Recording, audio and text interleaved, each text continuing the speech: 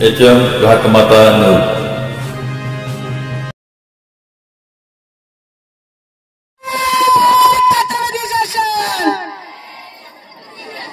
नक्कीच धन्यवाद. आज या ठिकाणी छत्रपती शासन या माझ्या परिवाराचं स्वागत जरंडी या गावामध्ये इतक्या सुंदररित्या केल्याबद्दल मी जरंडी या गावातील माझ्या माता भगिनी आणि गावकऱ्यांचं मी मनापासून आभार व्यक्त करते. मायक्रोफायनान्स मध्ये अडकलेल्या महिला आणि कुटुंब व्यवस्था यावरती सरांनी तुम्हाला थोडक्यात माहिती सांगितली. पण नेमकं छत्रपती शासन काय आहे, कारण मला वाटतं आजच्या या कार्यक्रमामध्ये जे तुम्ही अपेक्षा ठेवला होता तसं कार्यक्रम आजचा पार पडला नाही. बरोबर आहे ना. काही गोष्टी मी भेटले नाही तुम्हाला, परवा तुम्ही आला त्यावेळेस तुमची माझी भेट नाही झाली.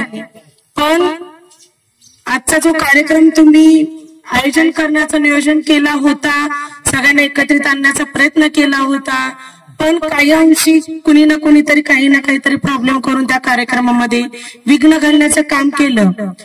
म्हणूनच त्यांच्यासाठी सुरुवात छत्रपती शासन काय आहे, छत्रपती शासन करतं काय आणि छत्रपती शासनची ओळख करून देऊ. बरोबर आहे ना. कारण तुम्हाला प्रत्येक जण म्हणत असेल काय सांगायला लागलाय, कर्ज असं काढल्यात आणि बडवतात वय, कुणाचं पण ऐकत्यात काय पण करत्यात, असं कुठं असतं वय. आधार कार्ड पॅन कार्ड वर कर्ज कोण देतात वय, ते राहू द्या. आता एक नाशिक बायानं उद्या पोरांच्या शिक्षणाचं कसं, त्यामुळे तुम्हाला जायचं जावा, आम्हाला काय त्यामध्ये यायचं नाही. असो त्यावरती काय मला बोलाय मावशी फोन बंद ठेवा. बघा आज छत्रपती शासनची जरंडी या गावामध्ये ओळख पहिल्यांदा मी करून देणार आहे. छत्रपती शासन 2019 ला आम्ही सुरुवात केलेली आहे. तसं वयाच्या 16व्या वर्षापासून आम्ही सामाजिक कार्यामध्ये आम्ही उतरलेला आहे. बचत गटाची म्हटलं ओळख तर आम्ही नाबार्डला 2005 पासून काम करत होतो. 2005 पासून ते 2015 पर्यंत आम्ही नाबार्डची महिला बचत गट करायचो. पण त्या दरम्यान आमच्या कोल्हापूर जिल्ह्याचा प्रोग्राम संपला, त्यामुळे बचत गटाचा आणि आमचा दूर दूरपर्यंत कुठल्याही पद्धतीचा आमचा संपर्क 5 वर्ष काय राहिला नाही. आमच्या गावामध्ये मला वाटतं इकडं तर तुमचा डोंगर भाग आहे, त्याच्यामध्ये इकडं काय पूर परिस्थिती येण्याची परिस्थितीच नाहीये. पण 2019चा जर पूर बघितला तर कोल्हापूर जिल्ह्यामधील शिरोळ तालुका जो आहे तो माझा तालुका, आणि त्या तालुक्यामध्ये बरीचशी गावं वाहून गेली होती. पण त्या दरम्यान आम्ही काय करायचं, आता समाजसेवा म्हटल्यानंतर पूर आलाय म्हटल्यानंतर मदत कार्य हा एकच पॅटर्न चालायचा. बऱ्याचशा गावात तुम्हीही दिला असाल मदत, इकडून पोहोचवला असाल धान्य वगैरे आहे ना. बरोबर. कपडा लत्ता म्हणा, भांडी कुंडी म्हणा, म्हणजे जे तुमच्या डोक्यात आहे, म्हणजे जे तुम्हाला वाटतं बाबा हे आम्ही देऊ शकतो ते तुम्ही अवेलेबल करून आमच्या लोकांच्या पर्यंत तुम्ही पोहोचवायचं काम केलं. तसंच बऱ्याचशा गावातून, बऱ्याचशा तालुक्यातून, बऱ्याचशा जिल्ह्यातून आमच्या भागामध्ये मदत कार्य उभारलं होतं. आम्ही आमच्या वतीनं म्हटला तर आम्ही काही टाटा बिर्ला अंबानीचे नाही, आम्ही पण तुमच्यासारखेच सर्वसामान्य आहोत, तुमच्या सारखेच कुटुंबात जन्माला आलेला आहोत. त्यांचा फोन बंद करा मला.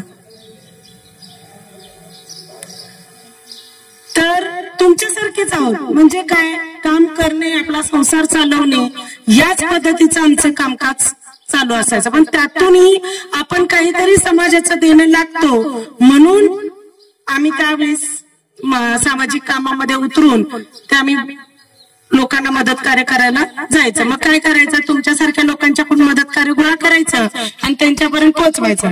मग त्याच्यामध्ये लहान मुलांचं दूध असेल, त्यांना खाऊ असेल, तुम्हाला सांगतो कोणी कपडे दिले ते कपडे पोच करायचं. इव्हन आमच्या भागातील जनावर पण काही वाहून गेलती, पण जे जनावर होती ते जनावरांना चारा भेटत नव्हता. मग तो काय करायचा, आम्ही कुठेतरी असं मारान बघायचं, त्याच्यावरती चारा उगवलेला असं, कारण पाऊस आहे उगवतो चारा, तिथून कापायचा आणि तिथून शिरोळ तालुक्यातील जिथं जिथं छावण्या जनावरांच्या बांधलेल्या होत्या तिथं तिथं जाऊन आपण ते चारा देऊन यायचं. हे आमचं काम होतं. पण त्या दरम्यान बऱ्याचशा महिलांच्या पर्यंत सुद्धा आपलं मदत कार्य पोहोचलं. मग आम्ही ज्यावेळेस मदत कार्य करायला जायचं, मराठी शाळा असायची आणि त्या शाळेमध्ये पुरुष एकीकडं आणि महिला एकीकडं असं त्यांना ठेवण्यात आलं होतं. आम्ही ज्या वेळी गेलो त्या वेळी एक नवीन नवीन विषय आम्हाला ऐकायला भेटायचे. पण त्यातला एकच विषय होता तो सगळ्यांनी सामूहिकरित्या आणि त्यात साम्य आलं होतं. तो म्हणजे ताई आम्हाला कपडा लता नकोय, भांडाकुंड नकोय, खाण्यापिण्याचं साहित्य काही नकोय, आम्हाला किमान वर्ष पुरेल इतकं अन्नधान्य साठलेलं आहे, अंग झाकल इतकं कपडे भेटलेलं आहे, अंगाला पांघरून घेईल इतकं तरी आमच्या अंगावरती पांघरून भेटलेलं आहे, भांडाकुंड भेटलेलं आहे. त्याच्यामुळे आम्हाला कुठल्याही गोष्टीची आता सध्याला गरज नाही. मग मी त्यांना प्रश्न केला, मग तुम्हाला आहे तरी कशाची गरज? तर त्यांनी एकच मुद्दा उचलला होता, तो म्हणजे आम्ही ज्याच्या जीवावरती कर्ज काढली होती, म्हणजे काय, जनावर असतील, दुकानं असतील, किराणमालाच असेल, भांडाकुंडचं असेल किंवा अदर काय आपलं चारा नाही का, पेंड वगैरे विकत्याला त्याचं असेल, केस कापण्याचं असेल, ब्युटी पार्लरचं असेल, अशी अनेक दुकानं त्या भागामध्ये वाहून गेली होती. त्याच्या जीवावरतीच आम्हाला कर्ज दिली होती. जनावरं होती, जनावरं तर तुम्हाला माहिती आहे फुगून कुठल्या ह्या गावातून कमीत कमी नाही म्हटलं तर 50-50, 60-60 किलोमीटर या अंतरावरती जनावर फुगून वाहून गेली होती. आम्हाला हे काहीच नको आहे. ज्याच्या जीवावरती आम्ही कर्ज काढलं होतं तेच वाहून गेलेलं आहे आणि सरकारनं मात्र आमची चेष्टा लावलेली आहे.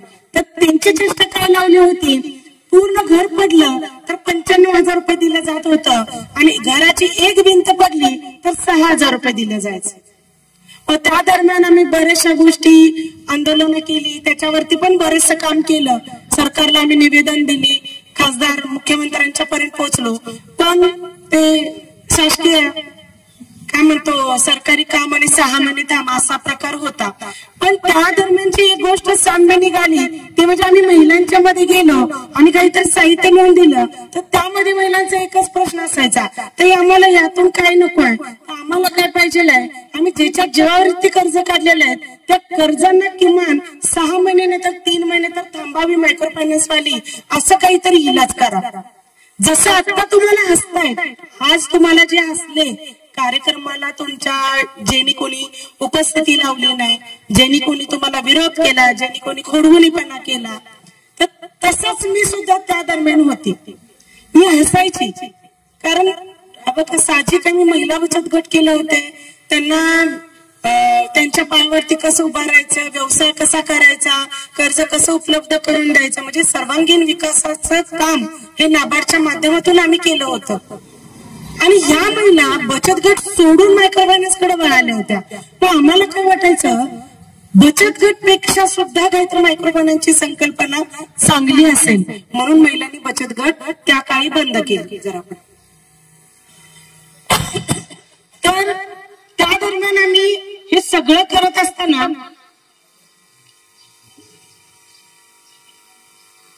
मिटिंगा घेतल्या नाही, प्रत्येक गावोगाव केली, कमीत कमी 8 ते 9 गावांमध्ये हाच प्रश्न आला.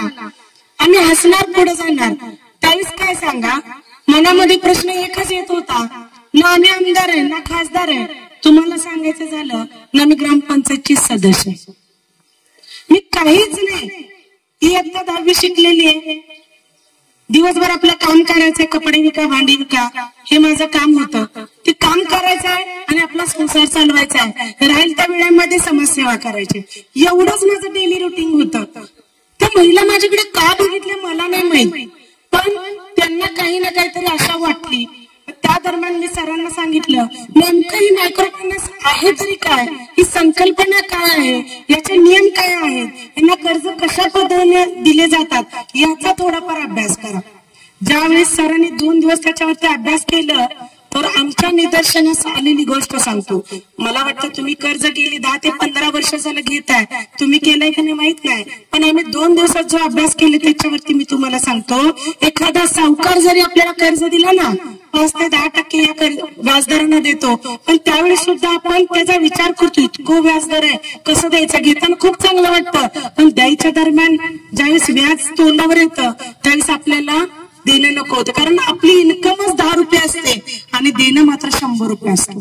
बरोबर आहे की नाही? घेताना फक्त आपल्या समोर अडचणच दिसते, त्याच्या पलीकडे काय दिसत नाही. सरांनी ज्यावेळेस त्याचा अभ्यास केला तर तुम्हाला पटणार नाही, 35 ते 40% त्याचा व्याजदर होतो. किती होतं? 35 ते 40% व्याजदर होतं. त्या दरम्यान बरेचसे नियम विचार करायला पाहिजे होतं, पण आम्ही ते काही विचार केला नाही. आम्हाला वाटलं की हे कुठंतरी सावकारकी सारखंच आहे, म्हणून आम्ही महिलांना एकत्रित केलं. फक्त शिरोळ तालुक्यातून 16 गावांना आम्ही एकत्रित केलं, निवेदन तयार केलं. पहिल्यांदाच आंदोलन करणार होतो, निवेदन तयार केलं. जाऊन आम्ही कलेक्टर साहेबांना 1000 महिला आम्ही गोळा केल्या आणि कलेक्टर साहेबांना जाऊन निवेदन जाऊन देऊन आम्हाला काय म्हटलं, निवेदन दिलं म्हणजे विषय संपला, याच्यावरती कारवाई होणार, ऍक्शन घेतली जाणार. कारण सावकारकी म्हटल्यानंतर त्याच्यावरती ऍक्शन होते, तर याच्यावरती पण ऍक्शन घेतली जाईल असं आम्हाला वाटलं. महिना झाला, 1.5 महिना झाला, 2 महिने झालं, त्याच्यावरती कुठल्याच पद्धतीची ऍक्शन नाही झाली. त्याच्यावरती काय करायचं म्हणून परत आम्ही येऊन बसलो. कारण प्रत्येक फायनान्सवाला परत महिलांच्याकडे जायला चालू झालं होतं. आम्ही जरी ते निवेदन देऊन नसलो तरी सुद्धा घरोघरी जाणं आणि त्या महिलांना त्रास देणं, वसुली करणं, ह्या सगळ्या पद्धती त्यावेळी सुद्धा चालू झाल्या. मग आता दुसरा पर्याय काय करायचा म्हणून ज्या 16 गावांमध्ये 9 ते 10 गावं अशी होती की त्यांनी पूरग्रस्त होते टोटली आणि पुरानं त्यांचं सगळं वाहून नेलं होतं. त्यामुळे आम्ही त्याच गावांना एकत्रित करून आम्ही दुसरं आंदोलन छेडायचं ठरवलं. NH4 नॅशनल हायवे अडवायचा आणि त्याच्यावरती आमच्या चुली मांडायच्या. कारण आमच्या चुलीच गेलेल्या आहेत, मिळवून खायचंच गेलेलं आहे, खायचं बंद आहे, तर आम्ही कर्ज भरू कसं हे सरकारला आम्हाला दाखवायचं होतं. म्हणून आम्ही दुसरं आंदोलन केलं. दुसरं आंदोलन करायच्या दरम्यान सुद्धा बऱ्याचशा अडचणी आल्या. अडचणी म्हणजे काय, पोलीस यंत्रणा 3 दिवस अगोदरच उचलायला आली होती. आम्हाला माहिती नव्हतं विषय काय आहे, कशा पद्धतीने आंदोलन करायचंय. 3 दिवस अगोदरच आलं होतं, त्याच्यामुळे आम्ही गाव सोडून दुसरीकडे जाऊन राहिलेलं. आणि ऐन टाइमवर ज्या दिवशी आंदोलन होतं त्या दिवशी आम्ही हजारोनं महिला परत रस्त्यावरती उतरलो. पण आम्हाला शिरोली फाट्यावरती अडवण्यासाठी पोलीस लोक ऑलरेडी थांबली होती. आमच्यातलाच एक मुलगा पुढे जाऊन बसला होता, त्याने परत गाडी रिटर्न घेतली आणि आम्हाला येऊन सांगितलं की काही नाही ताई, तुम्हाला अडवण्यासाठी ऑलरेडी पोलीस यंत्रणा थांबलेली आहे आणि तुम्ही तुमचा मार्ग बदलताय का बघा. आता करायचं का हा प्रश्न पडला होता आणि पोलिसांना देताना हाच रोड दिला होता. परत आम्ही रुकडी फाट्यावरती गाड्या घातल्या, तिथं सगळ्यांना सांगितलं की कशा पद्धतीनं काम करायचं. कारण महिला म्हटलं आणि पोलीस म्हटलं तर महिला पोलिसांना घाबरतात. कारण पोलीस यंत्रणा म्हणजे कधी तुम्ही पोलीस स्टेशनची पायरी ओलांडलेला नसताय, बरोबर आहे की नाही. जरा जरी तुम्हाला आवाज वाढवून बोलले तर तुम्ही भिणार, काट्या बघितलं तरी तुम्ही भिणार. या गोष्टीची भीती सरांच्या पण डोक्यात होती की महिला तुझी साथ सोडतील.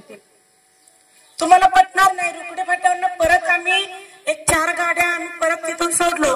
बाकीच्या महिलांना तिथंच थांबवलं, सरांना तिथंच थांबवलं आणि मी मात्र माझी गाडी सोडून दुसऱ्याच्या गाडीत बसलो.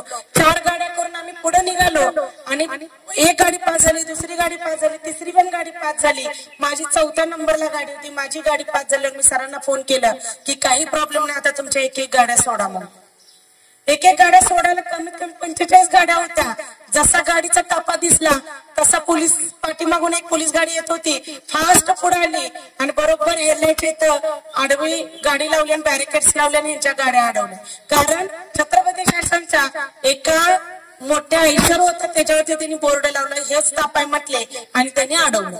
अडवल्यानंतर आहे तिथंच मी अगोदरच सांगताना सांगितलं होतं, आंदोलन करायचं असेल जिथं आपल्याला पोलीस अडवतील आपण तिथंच आंदोलन करायचं आणि तिथंच बसायचं. महिला आपल्या तिथंच बसल्या, सगळ्या अशा पसरून बसल्या होत्या, रस्ता पूर्ण कॅप्चर केल्या होत्या. परत तिथं डीवायएसपी आले होते, डीवायएसपीने एसपीना फोन करून सांगितलं की छत्रपती शासन दिवाळी मगदूमनं आम्ही अडवलेला आहे आणि इथं हा ताफा थांबलेला आहे आणि आंदोलन इथं थांबलेलं आहे म्हणून. बरं ठीक आहे म्हणून एसपीने फोन ठेवला असेल, त्यातच आम्ही पुढे जाऊन आम्ही NH4 नॅशनल हायवे अडवला होता, आमच्या चुली मांडल्या होता. परत तुम्हाला सांगतो स्वयंपाक पण त्याच्यावरती चालू झालेलं होतं. लगेच टीव्ही वरती बातम्या, कारण कमीत कमी नाही म्हणलं तर 15-16 लाईव्ह चॅनल पण होते. मग त्या टीव्ही न्यान होते, एबीपी माझा, G24 तास, असे मोठे मोठे चॅनल वाले पण तिथं उपस्थित होते. तर त्या लोकांनी डायरेक्ट न्यूज दाखवली आणि एसपीने डायरेक्ट डीवायएसपीना फोन आला की अरे तुम्ही तर म्हणता इकडं अडवलंय, तर तिथे टीव्हीला तर बातमी आली की NH4 नॅशनल हायवे छत्रपती शासनच्या दिव्याताई मगदुम यांनी गनिमी कामाने NH4 नॅशनल हायवे अडवलेला. मला जरा सांगा, कुठल्याच गोष्टीचं नॉलेज नव्हतं, कुठलीच माहिती नव्हती, पण आम्ही किमान 40च लोकांनी ती यंत्रणा आम्ही सक्सेस करून दाखवली होती. त्यामध्ये फक्त 12 वर्षाचा मुलगा होता, तो सुद्धा पोलिसांना प्रश्न करत होता की आमच्यावरती बिततंय, आमचं घरदार वाहून गेले, आमच्या हात चुली पेटायच्या बंद झालेले आहेत, शेती किमान 5 वर्ष पाठीमागे गेलेले आहेत, जनावर फुगून वर आलेले आहेत, दुकानं सगळी वाहून गेलेली आहेत, अन्नधान्य घरात नाही, बाप मारायच्या गाईला आलेला आहे. आम्ही जगायचं कसं हा प्रश्न आहे, शिकायचं कसं हा प्रश्न आहे. तुम्ही आम्हाला अडवू शकत नाही. त्यावेळी जी 12 वर्षाच्या मुलामध्ये ताकद बघितली, त्या दिवशी मी मनाला घट्ट बांधून ठेवलेलं होतं की आता आपण कधीही मागं फिरायचं नाही. लगेच तिथून आम्हाला जिथं आहे यंत्रणा तिथं आणण्याचा प्रयत्न करत होते, पण त्यांनी डायरेक्ट पोलीस स्टेशन कडे गाडी वळवली. तीच गोष्ट आमच्या महिलांना परत समजली, ज्या महिलांना अडवलेलं. तुम्हाला पटणार नाही, किमान 50 भर पोलीस पुढं आणि या किमान 300-400 महिला दगड घेऊन त्या पोलिसांच्या पाठीमागे पळत होते की जोपर्यंत दिव्याताईने इथं हजर करणार नाही तोपर्यंत आम्ही इथून तुम्हाला सोडणार नाही. म्हणून त्याला किमान नाही म्हणलं तर 10 ते 15 किलोमीटर अशा चालत पुढे आलेल्या. परत आमची गाडी वळवली होत्या त्या आंदोलनाच्या स्थळी घेऊन आले. आंदोलन त्या दरम्यान सुद्धा दुसरं आंदोलन सक्सेस झालं. ते म्हणजे दुसऱ्या आंदोलनाला आपल्याला कलेक्टर साहेबांनी लिहून दिलं की जे काही तुमचे मायक्रो फायनान्स आहे त्यांची आणि तुमची एक बैठक घडवून देतो. आम्हाला तेव्हा सुद्धा वाटलं की आता विषय संपेल, आमने सामने घेतील, खरं खोटं होईल आणि विषय संपेल. ज्यावेळेस आम्ही बैठकीमध्ये गेलो, तुम्हाला माहितीये साहेब लोक कशी येतात, सोट बोट टाय मोबाईल गॉगल एकदम कटक. आम्ही एकदम साधी सिंपल माणसं, 4च जण आम्ही होतो, ते 150 लोक होते. आम्ही गेलो, बैठक बसली, मिटिंग झाली. कलेक्टर साहेबांनी फक्त त्यांचीच बाजू ऐकून घेतली पहिला आणि सरते शेवटी मला विचारलं काय ते मग तुम्हाला यावरती काय बोलायचं आहे. साहेब म्हटलं मला काही यावरती बोलायचं नाहीये, पण माझ्या एकच प्रश्नाचं उत्तर हे 150 लोकांपैकी एकानं द्यायचं आणि ते जर माझ्या मनाला पटलं, तुम्हाला जर पटलं तर 100% हे आंदोलन इथंच थांबलं असं मी तुम्हाला लिहून देणार आणि इथून पुढे मी कधीही रस्त्यावरती उतरणार नाही. विचार म्हटले तुम्हाला जे विचारायचंय ते. त्या दरम्यान त्यांनी मला विचारलं, मी एकच प्रश्न केला, मला एक सांगा म्हणलं, 150 लोकांनी प्रत्येकाने आपापला पर्याय सांगितला. आम्ही एवढे कोटी वाटले, आम्ही तेवढे कोटी वाटले, अमकं झालं तमकं झालं, सगळ्या गोष्टी मला मान्य आहेत म्हटलं. पण या 150 पैकी एकानं तरी सांगायचं, प्रत्येकाचे किमान 100 कस्टमर धरू आपण, फक्त एकच कस्टमर असं दाखवा त्याचं स्वतःचं घर आहे, त्याचा मुलगा डॉक्टर, इंजिनियर, वकील, IAS अधिकारी झालेला आहे, त्याच्या अंगावरती कुठल्याही पद्धतीचं आता सध्याला कर्ज नाही, शेतीवाडी चांगली आहे, किमान बायकोच्या गळ्यावर किमान 5 ते 7 तोळे दागिने आहेत, मुलगीचं लग्न थाटामाटात केलेलं आहे, नवरा अजिबात दारू पित नाही, संसार एकदम सुखाचा चाललेला आहे, असं एक तरी कुटुंब दाखवा. ते कुटुंब दाखवायचं आपण आत्ताच या घडीला सगळेजण उठून जायचं, एक कुटुंब मला दाखवा, याच घडीला मी तुम्हाला लिहून देतो. 150 माणसापैकी एकालाही उत्तर देता आलं नाही, कारण त्यांच्याकडे पर्यायच नव्हता. त्यावेळेस ठरवलं की आता यांना सोडायचं नाही, आता हे कायद्याच्या कचाटीमध्ये अडकलेलं. कलेक्टर साहेबांना आम्ही प्रश्न केला, साहेब म्हटलं तुम्ही विचार करा या सगळ्या गोष्टीचा आणि आम्हाला कळवा. परत एक 15 दिवसाची वेळ निघून गेली, महिन्याची वेळ निघून गेली, आता करायचं काय? आता पडलेला प्रश्न, कारण बैठक पण संपली तरी सुद्धा कलेक्टरांनी काय ऍक्शन घेतली नाही. परत 3रं आंदोलन करायचं ठरलं. मला वाटतं ते आंदोलन तुम्ही सगळ्यांनी बघितलं असणार आहे, कारण ते आंदोलन अख्ख्या महाराष्ट्रभरामध्ये गाजलं होतं. ज्या नदीने आपले संसार नेले होते त्या नदीमध्ये बसायचं महिलांनी नियोजन केलं होतं, तेही 7 दिवस. 7 दिवस त्या नदीमध्ये महिला बसल्या होत्या, किमान 23 महिला होतो आम्ही, नदीमध्ये बसलो होतो. आणि त्याच दरम्यान आपले उद्धव बाळासाहेब ठाकरे हे पहिल्यांदा मुख्यमंत्री झाले होते आणि आमच्या भागातील त्यांनी कधीही आमदार खासदार झाले नव्हते अशा व्यक्तीला आमदार म्हणून निवडून दिलं होतं आणि पहिल्यांदाच मंत्रीपद पण भेटलं होतं. पहिला दिवस गेला, दुसरा दिवस गेला, तिसऱ्या दिवसाला आमच्या कोल्हापूरमध्ये त्यांचा सत्कार ठेवला होता आणि हे सगळे मंत्री येणार होते. त्याच नदीवर बसल्यानंतर नदीच्या पुलावरूनच सगळेजण मंत्री, आमदार, खासदार, कार्यकर्त्यांच्या गाड्या त्या सत्कारकडे चालल्या होत्या आणि सगळा सत्कार वगैरे स्वीकारून नंतर आमच्याकडे ती लोक आले होते. पहिला व्यक्ती आला तो मंत्री झाला होता, पहिला आमदार झाला. त्यानं ग्वाही दिली होती मी जेव्हा आमदार होईल त्यावेळेस कर्जमुक्तीसाठी मी लढव म्हणून. अनाशी त्याची लग म्हणायचं, लगेच त्याला मंत्रीपद पण भेटलं होतं. तो व्यक्ती आला तिथं, तुम्हाला सांगतो महिलांनी असा घेराव घातला की डायरेक्ट कपडे फाडून डायरेक्ट पाण्यामध्येच बुडवलं. आमच्या कर्जमाफीचा विचार करा, तोपर्यंत आम्ही तुम्हाला सोडणार नाही. दिवसभर ते नाट्यमय चालूच होतं. तिसऱ्या दिवशीचा दिवस गेला, प्रत्येक जण येते आश्वासन देते जाते, पण त्याच्यामध्ये एक खासदार असे होते आमच्या भागचे, त्या खासदारांनी मात्र आमची मध्यस्थी घेतली. कारण त्यावेळेस त्यांनी शिवसेनेचे खासदार होते आणि शिवसेनेचेच मुख्यमंत्री होते, त्याच्यामुळे त्यांनी मध्यस्थी केली आणि त्यांचं ऐकलं. पहिल्यांदा ज्यावेळेस त्यांनी मध्यस्थी करायसाठी आले त्यावेळेस त्यांनी मात्र उडवाउडवीची उत्तर दिली होती. उडवाउडवीची उत्तर दिल्यानंतर पटापटा महिलांनी नदीमध्ये उड्या टाकल्या होत्या. मला वाटतंय तुम्ही तो व्हिडिओ पण बघितला असेल, ती बातमी पण बघितली असेल. पण कसं असतं सांगा, आपलं ताण लागले की मगच आपण विहिरीचा विचार करतो, तोपर्यंत त्या भागाला जात नाही.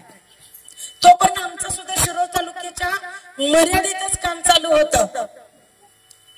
आंदोलन त्या खासदारांनी स्थगित करायला सांगितलं, आम्हाला लेखी आश्वासन दिलं, मुख्यमंत्र्यांचं बोलणं करून दिलं आणि मुख्यमंत्र्यांची एक मीटिंग माझ्यासोबत करण्याचं एक डेट ठरवली आणि आम्ही ते आंदोलन त्या दरम्यान स्थगित केलं. 15 दिवस उलटून गेलं. अनाशी मुख्यमंत्री इस्लामपूरला आले होते आणि इस्लामपूरमध्ये बैठक घडवून दिली. इस्लामपूरमध्ये गेलो, आम्ही भेटलो. एवढ्या किमान 500-700 लोकांमध्ये फक्त आमचीच भेट त्यांनी घेतली. भेट झाली, आम्ही निवेदन दिलं. निवेदन फक्त पाण्यात चाळणी आणि होतं तसं ठेवलं. आपलं लक म्हणायचं किंवा माझी तुमची गाठभेट पडायची होती किंवा छत्रपती शासन हे प्रत्येक कानाकोपऱ्यात पोहोचवायचं होतं. या दृष्टिकोनातून 15 दिवसात लगेचच लॉकडाऊन पडलं. आला कोरोना, बरोबर आहे की नाही? कोरोनानं आणलं आणि माणसाला माणसात आणलं, माणसाला माणसात आणलं. कारण बघा, गेली 15 वर्ष झालं तुम्ही कर्ज काढताय, माणसात माणूस राहिलं नाही. का राहिलं नाही मी तुम्हाला सांगतो. छत्रपती शासन कसं घडत आलं हे तुम्हाला इथपर्यंत सांगितलेलं की आम्ही आंदोलन करून कुठपर्यंत इथपर्यंत कसं सक्सेस करत आणलेलं आहे. पण मायक्रो फायनान्स काय आहे आणि तुम्ही कसं अडकला ते थोडक्यात मी सांगतो आणि शेवट मायक्रो फायनान्स आम्ही कसा लावलाय ते शेवटच्या ज्या गोष्टीमध्ये मी तुम्हाला सांगतो. जसं आता छत्रपती शासन जरंडी या गावामध्ये मनेराजुरीच्या महिलांच्या पर्यंत तुम्ही पोहोचला किंवा तुमच्यातली एखादी महिला जरंडीची असेल किंवा जरंडी मधून मनेराजुरीमध्ये एखादी कोणाचा माहेर असेल, अशा पद्धतीची एकमेकाची ओळख झाली आणि छत्रपती शासनला तुम्ही इथपर्यंत आणला. कशासाठी आणला की असं असं बाई कोणतं दिव्या मगदूम आहे इचलकरंजी मध्ये आणि त्यांनी मायक्रो फायनान्सचा विषय थांबवलेला आहे आणि आपल्याला पण आपल्या गावामध्ये आणायला पाहिजे आणि हे थांबवायला पाहिजे. तशीच गोष्ट तुम्ही मायक्रो फायनान्स काढताना झालं होतं. जरंडी गावातील मनेराजुरीमध्ये कोणतरी गेली असेल माहेरला आणि त्यावेळी तिच्या आईची लगबग सुरू होती पत्रावळ्या घेऊन. पत्रावळ्या घेऊन म्हणजे काय, तुमची आधार कार्ड, पॅन कार्ड घेऊन. त्यावेळेस पॅन कार्ड नव्हतं त्यावेळेस, का वोटिंग कार्ड, रेशन कार्ड, बरोबर आहे की नाही, हे घेऊन एरजारे त्याच्यात चालू होत्या. लेख आले तर तिला माहेरला कळच ना, बरोबर आहे की नाही. 2 दिवस जाते तर आई काय तिला बोल, संध्याकाळी झोपतानाच आई गाठ पडते, तोपर्यंत काय गाठ पडणार. तिसऱ्या दिवशी लेख काय विचारतेस, बाह्य म्हणत्या काय 3 दिवस झाला आलोय, मला काय सुख दुःख काय विचारणा झाल्यास काय तुझं मत तरी काय आहे. तर अगं म्हणत्या तुला काय सांगायचं, माझ्या नावावर कर्ज भेटायला लागलाय. काय सांगायला कर्ज, आणि तुझ्या नावावर काय तुझ्या नवऱ्यानं केलं म्हणजे माझ्या बानं केलंय, तुला कर्ज द्यायला लागल्यात. तुझ्या बानं काय केलं नाही, पण एक कंपनी आल्या कर्ज द्यायला लागल्या आधार कार्डवर. किती रुपये? 10,000. 10,000 मध्ये 10 लाख होतं त्यावेळेस, होतं की नाही. 10,000 रुपये द्यायला लागल्या. 10,000 रुपये मधलं 2,000 रुपये तुमचं प्रोसेसिंग चार्जेस, विमा फी आहे की नाही. या सगळ्या फी मध्येच तुम्ही 2000 रुपये गुंडाळत होता. ते 2000 रुपये पण नव्हतं, ते 10 बायका करायचे. 10 बायका एक जर बाई कमी असले कर्ज होत नव्हतं. मग त्यातलेच एक बाई म्हणते देतो बाई तुला 2000 पण कर्ज झाल्यावर मला दे. का तर तिला पण घ्यायचं असतं, पहिल्यांदाच कर्ज भेटणार असतंय. जात्यात 8 दिवस तुम्हाला सांगतो नवऱ्याची सुट्टी, तेव्हा पण कटात इस्त्रीचे कपडे बिपडे घालून गाडीत रोज 100चं पेट्रोल टाकून कटात आहे नाही. कुठे जात होता कर्ज काढायला? गावाचं नाव काय? तासगाव कवटे. मग का बरोबर आहे की नाही?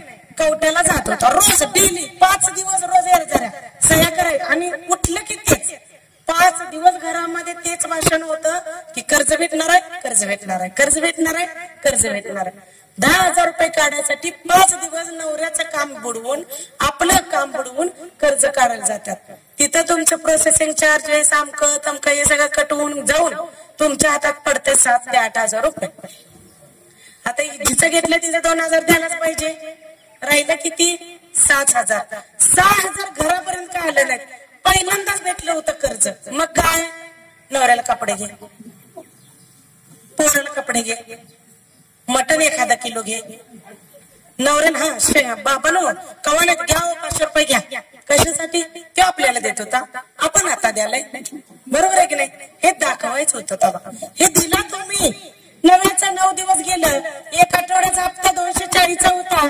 कसा तर गेला हप्ता. पहिला हप्ता कशाचा गेला? सगळ्यात त्यातलं 240 ठेवलं होतं. कवा नाही ते हप्त्याचा दिवस यायचा होता. मीटिंगला जाऊन बसायचं होतं.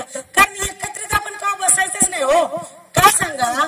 त्या काळचा काळच असा होता, सगळं सासूच्या हातात. दिरानं मिळवायचं, नवऱ्यानं मिळवायचं, सासऱ्यानं मिळवायचं, सासूच्या हातात आणून द्यायचं, सासूनं बाजार करायचा आणि तुम्ही फक्त 7 पडद्याच्या आत फक्त करायचं आणि मुलांना कुटुंबाला सांभाळायचं. एवढंच काम तुमचं होतं का नाही? कर्ज माहित नव्हतं, देणं घेणं माहित नव्हतं. तुम्ही जेव्हा तुम्ही सासू सोबत बाहेर पडायचा तेव्हा समजायचं की अमक्याची सून आहे. तोपर्यंत समजत सुद्धा नव्हतं. होतं का? नव्हतं. पण 10,000 रुपये जसं भेटलं तसं तुम्हाला चटक लागली पैसे. बरोबर आहे की नाही? हप्ता भरतोय तोपर्यंतच महिन्याभरात पोरगी येतात डिलिव्हरीला. आता काय करायचं? बरोबर आहे की नाही? मग दूध घालायला जात असत्या. दूध घालायला जाताना दुसरी एकटी तिथं बसलेलं असतं मिसरी घासत.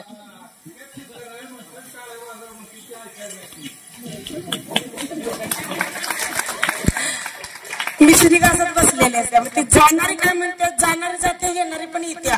ती काय बघत नाही. मग ही विचारते का ग बाई? म्हणते काय माणसं तुला दिसणार का काय? ती म्हणते काय सांगायचं दिवाण साहेब, पोरगी डिलिव्हरीला आली आणि काय पैसे हातात रुपये नाही, ह्यांचा बी पगार नाही, काय करायचं समजाना झालंय. बरोबर आहे की नाही? ती लगेच सांगत्या थांब म्हणते तुला एक सांगू काय? एका दुसऱ्या आईला जा, तिथं 40,000 रुपयाचं कर्ज प्रकरण करायला दिलं. लगेच कागद दिली, लगेच दुसरीकडे कर्ज प्रकरण 40,000 रुपये. बरोबर काढू मोर्चा.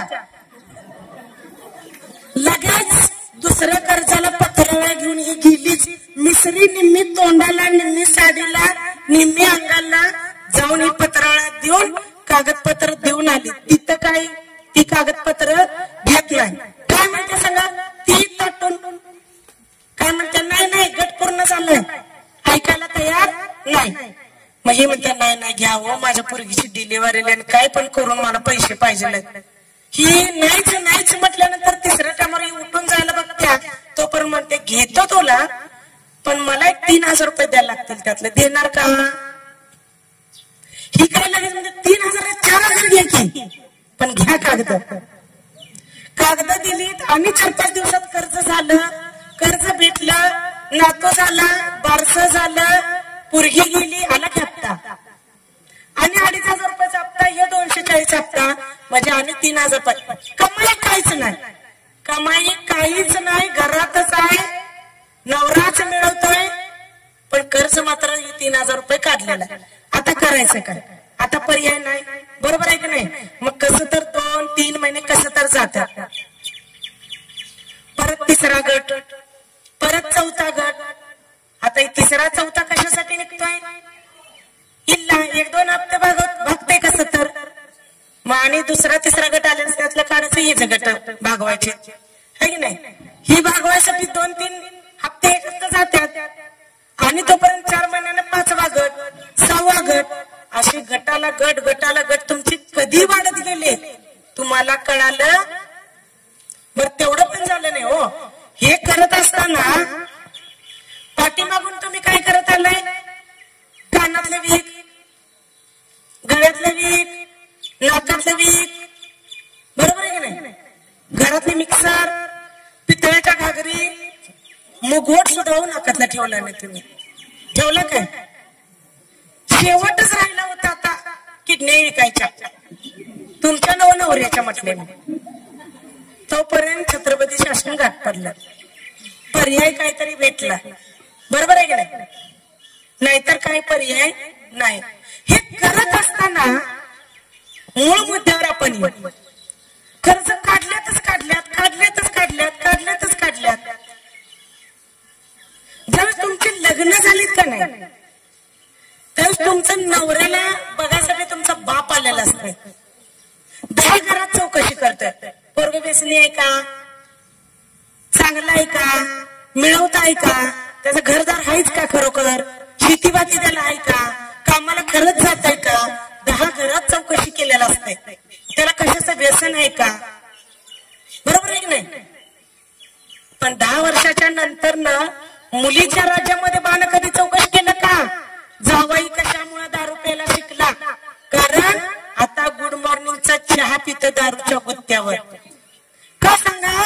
आई तुझी मात्र 1000 रुपयात घर चालवत होती. आता तुम्हाला 10,000 रुपये आठवड्याची मिळगत त्याची, पण तुम्ही घर चालवत नाही. कारण त्याची जी मिळगत येत्या ती हप्त्यावारी पण संपत नाही आणि त्यात घर बी चालत नाही. ते आणून बेजार झाला. शेवटी त्यानं तुला काय करायचं ती कर बाई म्हटला आणि आपला मार्ग त्यानं आपला धरलेला आहे. म्हणजे काय? प्यायचं दारू आणि फिरायचं. बर आता हे सगळं झालं ज्याने आता तुम्हाला प्रश्न करायला लागले. काय प्रश्न करायला लागले? हे सगळं थांबवून तुम्ही पोरांच्या शिक्षणाला कुठे जाणार आहे मला जरा सांगा. किमान इथं तुम्ही 50-60 महिला आहात, हात वर करा. 16 फायनान्सची कर्ज काढलाय आणि 16 फायनान्स मध्ये डॉक्टर, इंजिनियर, वकील, IAS अधिकारी कुणाचा मुलगा तुम्ही कर्ज काढून झालाय? तिने हात वर करा. का बरं? 60 महिलांच्या मध्ये जर उदाहरण देता येत नसेल तर मायक्रो फायनान्स तुम्हाला पाहिजे कशाला? 15-16 वर्षाची पोरं तुम्ही व्यसनी केला. कशासाठी केला? हे हप्त्या पाय. उठलं की आई हप्त्या पाय फिरत्या. उठलं की बाप कर्ज कुठं भेटतंय काय आहे की नाही? मजुरी करायची, कुठं तर घाणवट राहायचं. हा प्रकार नको. तो प्रकार बापावरती आणि आईवरती आलेला ते बघताय तुम्ही डोळ्यांना. पोरं काय विचार करतात? रोज भांडण्याची रोज किटकिट. आईला विचारतात राहू दे हे सगळं, आम्ही कुठे तर कामाला जातो आणि तेवढंच 1000-2000 रुपये मिळते. आई लगेच खुश. कशासाठी? एखादा हप्ता तरी जाईल, बरोबर आहे की नाही? एखादा हप्ता तर जाईल म्हणून आई लगेच खुश. दिवस पाळीला पोरग जाते, कधी रात पाळीला जाते. रात पाळीला जी असतात ती कधी चिमटीवरनं कधी पुडीवर आणतात हे कळत नाही. चिमटच का झोप येत नाही तंबाखूची म्हणून सांगतात, बरोबर आहे की नाही? आणि कधी पुढीपर्यंत जाते हे कळत नाही. आणि हे करत करत करत कधी एवढ्या बॉटलवरती पोचते समजत नाही. आईला सांगत असतात बाई तुझं पोरगं दारू प्यायला लागलं, हे माझ्या पोरग्याबद्दल काय बोलू नको, माझं पोरगं समजतंय बाई. पण ज्या वेळेस आईच्या अंगावर पोरगं जायला येत आहे त्यावेळेस कळतं की आपण कुठंतरी चुकलोय. आता हे चूक सुधारवायसाठी काय करताय? लांबच्या गावाला जायचं आणि तिथं कुणाचा तरी गळा कापायचा, पोरग्याचं लग्न करायचं आणि घेऊन यायचं. बरं लग्न केलं, झालं काय? सुधारणा झाली? 9च्या 9 दिवस, 6 महिने कशा तर कट्टोकटी जातात. ए रे माझ्या मागल्या होत तसं. परत दारू आहे, परत बाकीच्या गोष्टी आहेत. रात्रभर बाहेर फिरणं, दोस्त मित्र, सुधारणा होत नाही. पोरगी निघून गेली, काय होत आहे? परत कोर्ट कचेरी. काय चालू झाली परत कोर्ट कचेरी. मला जरा सांगा, फायनान्स काढलं तुम्ही घरातच होता त्यावेळीच चांगलं होतं का फायनान्स काढल्यावर चांगलं झालं? 7 पडद्याच्या आत होतं त्यावेळेस 5-5 तोळे अंगावरती दागदागिनं होतं, मान सन्मान होता. लक्षात ठेवा. आज जर तुम्ही विचार केला का नाही, डोक्यावरचा पदर खांद्यावर आणि खांद्यावरचा हातावर कधी आलाय तुम्हाला माहित नाही. तो कधी समजायला येतो माहितीये काय? अमक्या अमक्याची बायको अमक्या अमक्याच्या फोनवर बोलत होती, हे नवऱ्याला सांगितलं जात आहे. घरात वादविवाद होतात त्यावेळेस समजतं की आपला कुठं तर पाय घसरलेला नाही, आपण कुठंतरी चुकलेला आहे. अजून तुमच्यावरती वेळ काय यायला पाहिजे मला जरा सांगा. अहो तुम्ही मेला तरी तुमच्या तोंडात घालण्यासाठी तुम्ही फुटका मनी शिल्लक ठेवलेला नाही. आईबानं कर्ज पाणी काढून तुमच्या अंगावरती दागदागिना घातलं होतं की नाही? 1000 रुपयावरती सासू घर चालवत होती, 10,000 रुपये दिले तरी पण तुमचं घर चाललं ना. पोरं तुम्ही 15-16 वर्षात तुम्ही पोरं MIDC सर्व्हिसला पाठवला. आमच्या सासूनं जिल्हा परिषद शाळेमध्ये पोरांना शिकवून असे अधिकारी केलं. तिला काहीच येत नव्हतं. अंगठे बहादूरबाई तुम्ही 9वी-10वी शिकलेल्या पोरी आणि तुम्ही मात्र तुमची पोरं कुठं MIDCत काम करायला चाललं. आणि अजून मी म्हणतो फायनान्स पाहिजे. मला त्या सगळ्यांना एक प्रश्न करायचा आहे की तुम्ही फायनान्सची कर्ज काढून प्रगती केलाय काय? आणि ती केलेली असेल तर माझ्या समोर एखादं कुटुंब दाखवा, त्या दिवशी दिव्या मगदूम काम करायचं सोडून देईल. गरज नाही मला हे तुम्हाला सांगत फिरायची. गरज आहे? काहीच गरज नाही. लक्षात ठेवा. उदाहरण एक छोटस सांगतो, मूळ मुद्द्यावर येतो. हुपरी गाव तुम्हाला माहित आहे? पूरग्रस्तांच्या दरम्यानचाच तो काळ होता. पुराच्या वेळेस परिस्थिती एकदम डेंजर होती. एक कुटुंब होतं आणि ते कुटुंबामध्ये मुलगा, आई आणि नवरा म्हणजे 3 जणच राहत होते. आई धुणं भांड्याचं काम करत होती, बाप MIDCतच कामाला जात होता आणि पोरग मात्र 12वीला शाळेला जात होते. आता पुराची परिस्थिती म्हणल्यानंतर काम नाही, MIDC बंद होते 2-3 महिने. आईला काम होतं कारण घर धुवायचं झाडायचं हे काम आईला भेटलेलं होतं. त्यातून किती चालणार आहे? किमान 7 ते 8 फायनान्सचं कर्ज काढलं होतं. हा फायनान्स म्हणजे त्या पुराच्या पाण्यात वसुलीला येत होते. इतकी बिकट परिस्थिती त्या दरम्यान होती. तुम्ही मागचे व्हिडिओ काढून बघा. तुम्ही जर ग्रुपवरती असाल तर मी काही व्हिडिओ पाठवलेले ते बघा त्याच्यामध्ये. आणि त्या दरम्यान प्रत्येक फायनान्सवाल्याला आम्ही मारून करून त्याला शिव्या देऊन गावाच्या बाहेर हाकलून काढायचं त्या दरम्यान. आता तशी वेळ येत नाही. दिव्या मगदूम नाव सांगितलं तर तिथं थांबलं जातं. पण त्या काळी खूप आम्हाला संघर्ष करावा लागला होता. ज्यावेळेस तेव्हा बाईवरती वेळ आली, ती झाडून काढायचं घरामध्ये त्यांच्यातलंच काय राहील ती घेऊन यायचं आणि तेच खायचं, एवढं हे त्यांचं काम चालू होतं. मग पहिल्या महिन्याचा हप्ता भरला, दुसऱ्या महिन्याचा हप्ता भरला, तिसऱ्या महिन्याचा हप्ता भरायच्या दरम्यान तिच्याकडे पैसे नव्हते कारण हे 2 हप्ते त्या सगळ्या महिलांनीच गोळे करून भरले होते. आता त्या पण तशाच, त्यांनी कशाला भरणार? बरोबर आहे की नाही? त्यांचंही तसंच आहे, हातावरचं पोट, त्या कसं भरणार? मग त्यांनी काय केलंय, तिला एकदा समज दिली, काय नाही बाई म्हणले आज तुला काय पण करून हप्ता भरावा लागेल. बरं ती ऐकली, निघून गेली कारण तिला माहित होतं तिच्याकडून काय होणार नाही. तरी पण म्हणली बरं ठीक आहे मी बघतो. परत साहेबाला मिटिंगला तिला बोलवलं. साहेबाच्या समोर सगळ्या बसल्या, तिला उभा केलं. सगळ्यांनी वट वट वट वट तिला शिव्या गाळी केल्या, बडबडल्या, सगळं झालं. उभा केली. ती म्हणली ठीक आहे, अर्ध्या तासाने मी तुम्हाला पैशाचे नियोजन करतो ना आणून देतो. अर्धा तास गेला तरी याला तयार नाही. साहेब परत मिटिंग दुसरी करून परत त्या मिटिंग मध्ये आल्यानंतर परत बडबड चालू झाली, त्या बाईचा हप्ता भरा. या बायका काय केलं, सगळ्या बायका मिळाल्या आणि त्या बाईच्या घराकडे जाय म्हणून सराला घेऊन त्या बाईच्या घराकडे गेले. बाईच्या घराकडे गेल्यानंतर ह्या शिव्या द्यायला लागल्यात. गल्ली दुपारच वेळ शिव्या द्यायला लागली, ती द्यायला लागली. शेवटी गल्लीतला माणूस एक उठून आला. का म्हणला ताई माणसं झोपले पण तुम्ही एवढ्या का गल्लीत आमच्या दंगा करायला? काय नाही म्हटली, हो फायनान्सचे कर्ज काढले ना आणि गेले 2 आठवडे झाले आम्ही पैसे भरायला लागलोय आणि ह्या आठवड्याचं तर तुझं तो नियोजन कर म्हणून सांगितलंय आणि अर्ध्या तासात येतो म्हणले, तास झाले तरी आलेलं नाही. असं चुकीच्या भाषेमध्ये घाण घाण घाण घाण शिव्या दिलं द्यायला चालू केल्या बायकांनी. मग ह्यो तरी पण त्या लोकांना आवर घातला, दारावरती थाप मारली, उघडायला तयार नाही. त्याच्यानंतर ना पाठीमागच्या दारांना जाऊन बघतोय, वरनं चढून, पाठीमाने पण दार उघडलं नाही म्हणून वरनं चढून आत उतरला आणि कडी काढला. समोर बघतो तर त्या बाईनं फाशी लावून घेतली. बाप किती हो, 300-400 रुपयाची, ऐक नाही, 1000 रुपयाची दर, 5000 रुपयाची दरा. 5000 रुपये मी आता देतो, तो जीव येणार आहे का परत? पण एवढंच म्हणून थांबलं नाही हो. तेवढं जरी झालं असतं तर गोष्ट वेगळी आहे. याच्यामध्ये बाई मेल्यानंतर त्या पोरग्यावरती इतका म्हणजे परिणाम झाला की ती मूल वेड झालं. लक्षात ठेवा, 12वीला असलेलं पोरग आज ते रत्नागिरीमध्ये ऍडमिट आहे, वेड्याच्या इस्पितळामध्ये. आणि तिचा नवरा आज तुमच्या सारख्यांच्या दारोदारी जाऊन भीक मागून खातोय. एक कुटुंब कुणामुळे उद्ध्वस्त झालं? आपल्यामुळे झालं ना.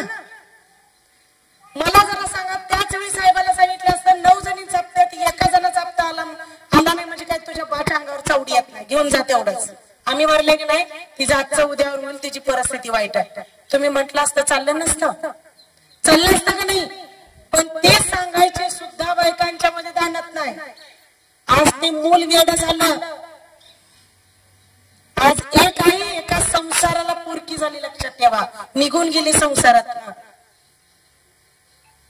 धडधाकट पुरुष भिका मागत नाही का, दारोदारी मला भाकरी देता का म्हणून दारोदारी फिरायला चालू झालं. हा प्रसंग कुणामुळे आला? आमच्या मुलाला. लक्षात ठेवा. आणि अजून पण आपण म्हणतो की मायक्रोफायनान्स पाहिजे. आमच्या इचलकरंजी शापूर मधलं तुम्हाला उदाहरण देतो. 3 पोरं, शेवटचं मूल किती वर्षाचं? 2 वर्षाचं. आणि पहिलं मूल 10 वर्षाचं. अशी 3 मुलं, 2 पोरी 1 पोरगा. तसला 3 पोरं सोडून फायनान्स वाल्याच्या सोबत बाई पळून गेली. 200 रुपयासाठी एक समाजात बायका इतक्या वैतागलेल्या आहेत. 200 रुपयासाठी आपला फायदा सुद्धा घेतलेला आहे गावातील पुढाऱ्यांनी, गावातील पैसा असणाऱ्यांनी.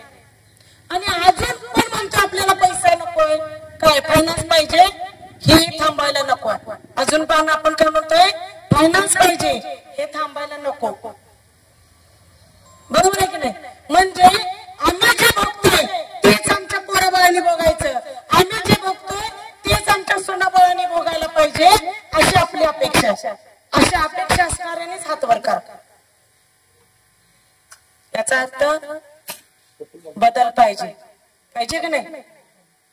100% बदल पाहिजे. बघा, ज्यावेळेस लॉकडाऊन पडलं ना, त्यावेळेस रामदेव बाबा माहिती, पतंजली तुमच्या भागात खूप होत आहे की नाही? रामदेव बाबाचे 22,000 कोटी रुपये शासनाने माफ केले. त्याच्या मागे पुढे पण राहायला कोण नाही हो, त्या माणसाचं माफ केलं. किंगफिशर म्हणजे काय, बिअरवाला विजय मल्ल्या, त्याचं 52,000 कोटी रुपये माफ केलं. फॉरेन मध्ये गोऱ्या घेऊन निवांत बसलाय तो. बरोबर आहे की नाही? बिअर पीत बीच वरती निवांत आहे. अहो आम्ही काय वाईट केलंय? महिलांनी आजपर्यंत तुम्हाला देत आलं काय? दिलं? मतदान दिलं. आपल्या मतदानामुळे हे सरकार स्थापन होते. लक्षात ठेवा.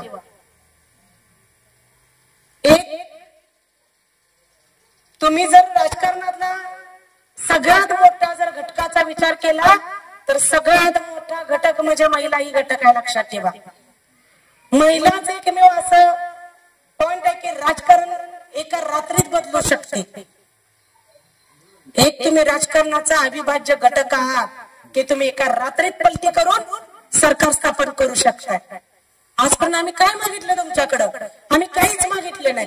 आम्ही असं कुठं म्हणतोय आम्हाला कर्ज बुडवायचे? आम्ही एकच म्हणतोय, मला जरा सांगा, आज जर एखादा इथं 2 नंबरचा काम करत असेल म्हणजे काय, दारू विकत असेल किंवा जुगार वगैरे खेळायसाठी नाही का एखादं शॉप चालू, त्याच्यावर कारवाई करता का नाही?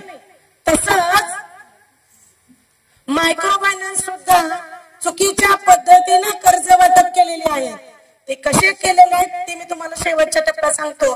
तर ते चुकीचे आहेत म्हणून दिव्या मगदुमलाच घाबरतात, ते चुकीचे आहेत म्हणून छत्रपती शासन या नावाला घाबरतात. त्यांनी का थांबतात?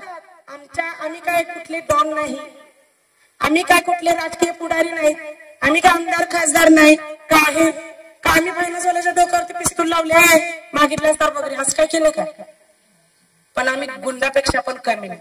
वेळ पडली तर आम्ही दुर्गा पण आहे, वेळ पडली तर आम्ही चंडिका पण आहे का नाही?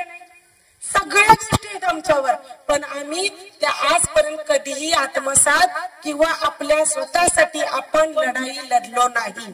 पण आता ही वेळ आहे की आपल्याला लढाई लढायची आहे. का लढायचं आहे? तर ज्यावेळेस आम्ही चौथं आंदोलन केलं ते लॉकडाऊनच्या काळामध्ये 22 सप्टेंबरला केलं होतं. लॉकडाऊन मध्ये प्रत्येक जण घरात बसला होता, कुलूप 6 महिने होतं, बाहेर यायचं नाही, खायचं प्यायचं, घरात बसायचं. मला जरा सांगा, तुम्ही तर शेतकरी लोक आहे, माझ्यापेक्षा माहिती आहे. सकाळी दिवसभर तुम्ही कामाला जायचं आणि त्यातूनच आणायचं आणि त्यातूनच खायचं, बरोबर आहे की नाही? एवढंच तुमचं डेली रुटीन असतंय. तुम्ही काय बँक बॅलन्स ठेवला होता का? सोनं नाणं ठेवला होता का? काहीच नव्हतं, लक्षात ठेवा. पण आपल्याला बंद केलं. बरेचशी लोक अनावारी मेलेले आहेत, अनपाणी न भेटल्यामुळे पण लॉकडाऊनच्या काळामध्ये मेलेले आहेत, लक्षात ठेवा. फक्त कोरोनानंच मेलेत असं नाहीये, वेळेनं सुद्धा लोकांना मारलेलं आहे. पण त्या काळी एक होतं, कोरोनानं जी माणसातली माणुसकी सपवलेली. कारण बघा, जर का तुम्हाला एखादं फायनान्सचं कर्ज मंजूर झालं आणि एखादं माहेरातलं वारल्या म्हणून जरी तुम्हाला फोन आला का नाही, तुम्ही त्याचं तोंड बघायला गेला नाही का? सांगा, त्या दिवशी तुम्हाला कर्ज भेटणार होतं, तुम्ही विचार काय केला? नाही हो, नवऱ्याला सांगताय बाहेर आहे म्हणून सांगा आणि आपण मातीला जाऊया म्हणून, बरोबर आहे की नाही? आहे का नाही? तसं तुम्ही बघलाय की नाही? कारण माझ्या गावात सांगतो, आमच्या इथं सुद्धा बस्तवाड म्हणून गाव आहे, बस्तवाड, त्या गावामध्ये आम्ही गेलो होतो पुराच्या दरम्यानच. अशीच मिटिंग देवळामध्ये वरच्या मजल्यावरती त्यांनी ठेवली होती. आम्ही गेलो, मिटिंग मध्ये बसलो आणि त्या बाईचा नवरा पुरातच मेला होता, पाण्याला वाहून गेला होता. हे सगळ्यांना माहित होतं बरं काय? मग त्या फायनान्स वाल्यांना माहित असायला पाहिजे की नाही? तुम्हाला पटणार नाही, आमची मिटिंग चालू आहे, मिटिंग संपली आणि सगळ्यात शेवटी ती बाई रडत आमच्या इथं आली. माती झाली आणि ती 4-5च्या दरम्यान आमची मिटिंग झाल्यावर ती आली रडत. मग सांगितली, ताई बघा 3 दिवस सापडलं नव्हतं आणि सापडलं, वारले त्यांनी आणि आज 3 दिवस झाले, माती झाली. बरं ठीक आहे म्हणलं, टेन्शन घेऊ नका, झालं गेलं विसरून सोडा, आपली मुलं आहेत, त्या मुलासाठी तुम्हाला जगायला पाहिजे, हे आम्ही सगळं सातवण केलं. पण तुम्हाला एक सांगू का, ती रडत का होती माहितीये? म्हणजे ही फायनान्सवाल्यांची क्रूरता किती आहे तुमच्या निदर्शनास येईल.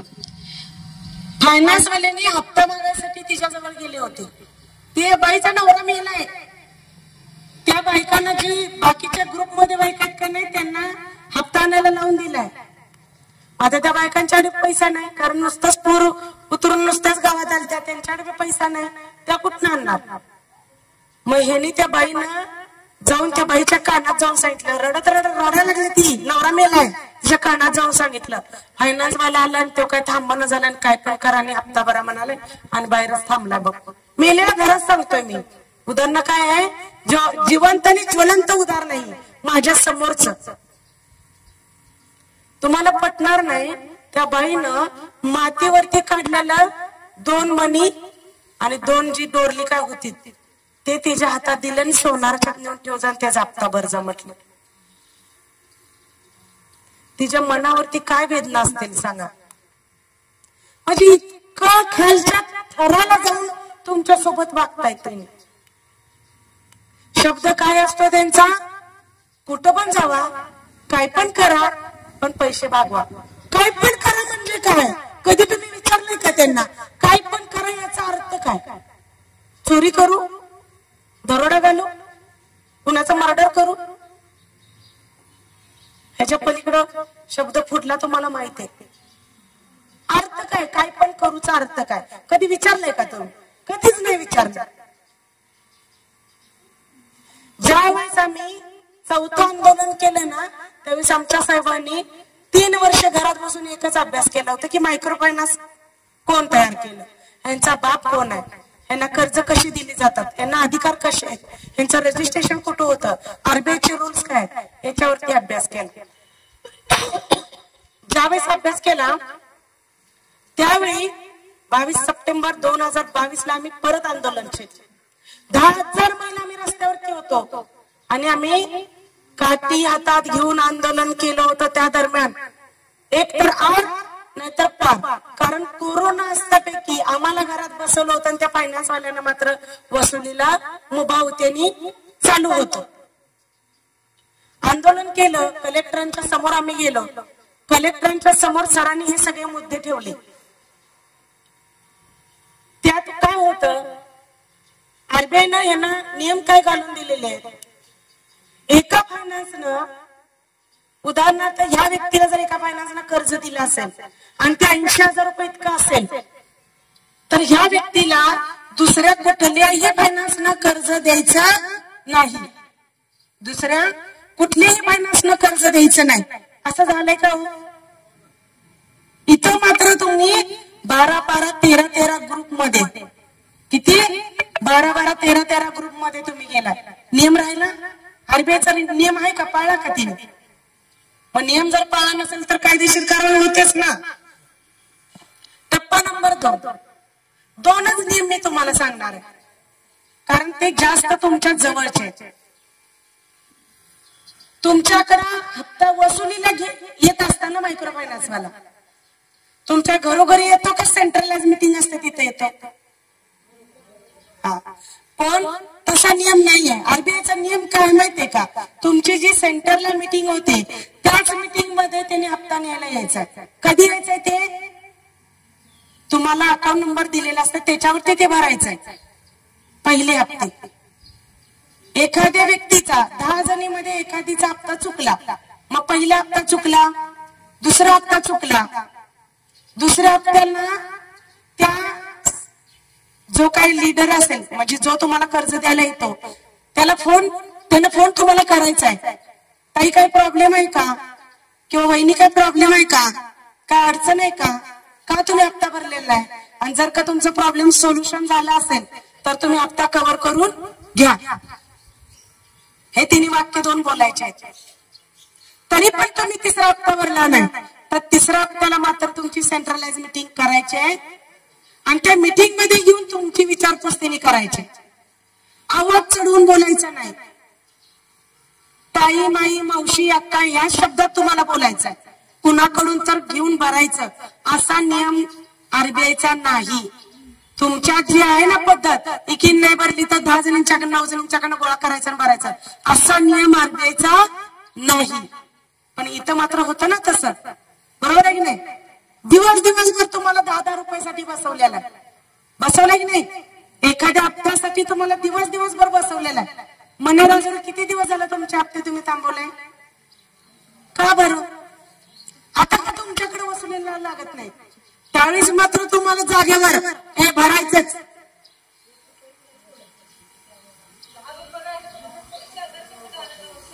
असं काय चेंज झालं तुमच्यामध्ये मला जरा सांगा. काय तुमच्या गावामध्ये काय सरकार स्थापन झालं का काय? मग असं काय बदल झाला की तुमच्या डायरेक्टच 7 ते 8 महिने झाले तुमच्याकडे फायनान्स वाला येतच नाही. हिच्यात वसुलीला जाते पण जर का ती छत्रपती शासनची बाई असेल तर तिच्याकडे वसुलीला जात नाही. असलं काय आहे ताकद?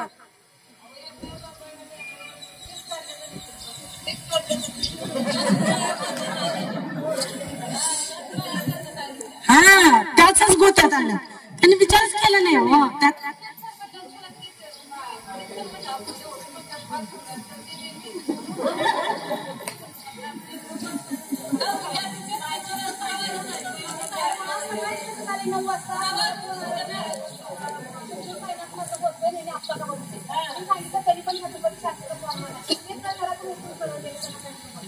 हेच म्हणतो. मला जरा सांगा, छत्रपती शासन म्हणजे काय डाऊन आहे का?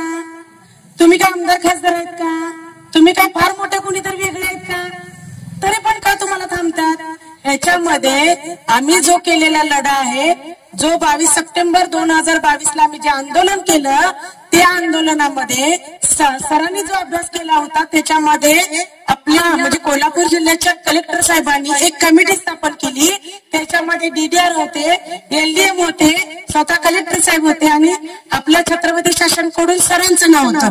म्हणजे या चौघांनी 1 वर्ष अभ्यास केला आणि त्या 1 वर्षामध्ये 150 लोकांचं परीक्षण करण्यात आलं.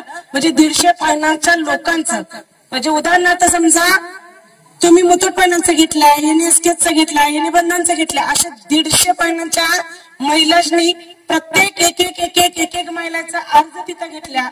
तुमचं कर्ज वसुली कसं होतात ते घेतलं, तुमच्याकडून डॉक्युमेंट्स कसे घेतात ते घेतली माहिती, तुमची वसुली कशा पद्धतीने घेतली जाते ती माहिती घेतली.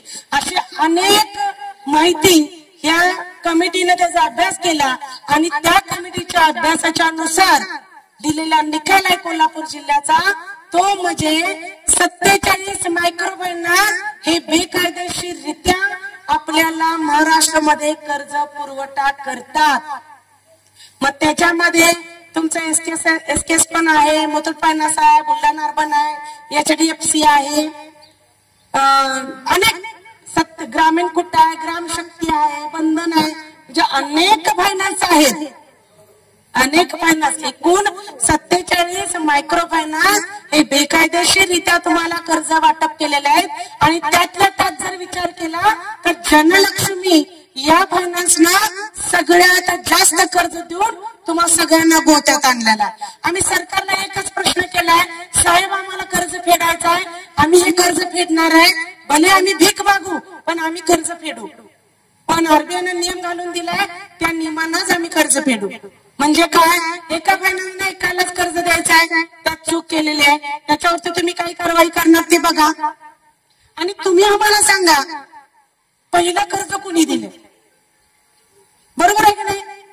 ज्या व्यक्तीला पहिलं कर्ज कुणी दिलंय तुम्ही सांगा, आम्ही त्याच फायनान्सचं कर्ज फेडू. पहिला ते फिटलं की मग दुसऱ्या फायनान्सचं फेडू, मग तिसऱ्या फायनान्सचं फेडू, मग असं किती पण वर्ष लागू दे. पण तुम्ही सांगा, याच मुद्द्यावर, याच लागलेल्या कोल्हापूर जिल्ह्याच्या निकालावर आपण छत्रपती शासनच्या वतीनं आपण हायकोर्टमध्ये याचिका यांच्या विरुद्ध दाखल केलेली आहे. आणि आता सध्याचा केसचा स्टेटस बघितला तर आर्ग्युमेंट वरती आपली केस आलेली आहे. त्याच्यामुळे लवकरच या वर्षभरामध्ये निकाल लागेल एवढीच अपेक्षा आहे. तुम्ही सगळ्यांनी प्रार्थना करा. जर का तो निकाल लागला तर अतिशय आपल्यासाठी चांगली गोष्ट असणार आहे, माझ्यासाठी तर. कारण मी गेली 6 वर्ष झालं या प्रवाहामध्ये आंदोलन करतोय, अनेक लोकांना, अनेक महिलांना सांगायचं काम करतोय. तर माझ्या कामाला यश येणार आहे तर तुम्ही प्रार्थना करा, मीही प्रार्थना करते. दुसरा टप्पा सांगायचा झाला तर आपण कर्नाटकमध्ये सुद्धा काम चालू केलेलं आहे. तुम्हाला माहित असेल नसेल माहित नाही, पण आम्ही कर्नाटकमध्ये काम चालू केलं. कर्नाटकमध्ये काम मला वाटतं नुसतं 6 महिने झालं चालू केलं. ऍक्च्युली मला तिकडे काम चालू करायचं नव्हतं आणि आपल्या भागातच काम, आपल्या महिला इतक्या आहेत की आमच्या इकडे रोज गर्दी असते, त्याच्यामुळे मला तिकडे काम चालू करायचं नव्हतं. पण तिकडल्या कर्नाटकचे सरपंच वगैरे त्या गावातील येऊन त्या लोकांनी सांगितलं की ते आमच्या भागात पण चालू करा, आम्ही लढा लढतो पण आम्हाला तुम्ही मार्गदर्शन करा. तसं आता आपण किमान नाही म्हटलं तर 22 गावामध्ये तिथं पोहोचलेलं आहे. आपण आता सध्याला 3च शाखा ओपनिंग केल्यात. येत्याला सोमवारपासून बाकीच्या शाखा ओपनिंग करायला त्यांना तारीख 1 दिलेली आहे. पण आपली लक समजा, कर्नाटक वाल्या महिलांची लक समजा, किंवा आपल्या आंदोलनाला किंवा आपल्या काही गोष्टीला ते पोषक असा लागणारा निकाल कर्नाटक सरकारनं आम्ही पाऊल टाकला आणि 1 महिन्याच्या आतच कर्नाटक सरकारनं तिथं फायनान्सवाल्यांना बंदी घातलेली आहे. तुम्ही जर बघितलं नसाल बातमी तर मी ती सुद्धा तुम्हाला ग्रुपवरती टाकतो. आणि जर का फायनान्सवाले तिथं वसुलीला गेलं तर त्याला 3 वर्षाची सजा आहे, 10 लाख रुपये नाही 3 लाख रुपये भरायचे त्यांनी दंड आणि 10 वर्षाची सक्त मजुरी, असं त्या मायक्रो फायनान्सवाल्यांना सरकारने तिथं जाहीर केलेलं आहे. तिथं कुठल्याही पद्धतीचा दबाव टाकायचा नाही. किंवा त्या महिलेनं जर म्हटलं की बाबा काय नाही, या फायनान्सवाल्यांना मला येऊन दबाव टाकला, यानं मला त्रास दिला, त्यांनी कुठल्याही विचारपूस करायची नाही, डायरेक्ट त्यांच्यावरती गुन्हा नोंद करायचा आहे असा कर्नाटक सरकारनं कायदा पास केला राज्यपालांच्याकडून.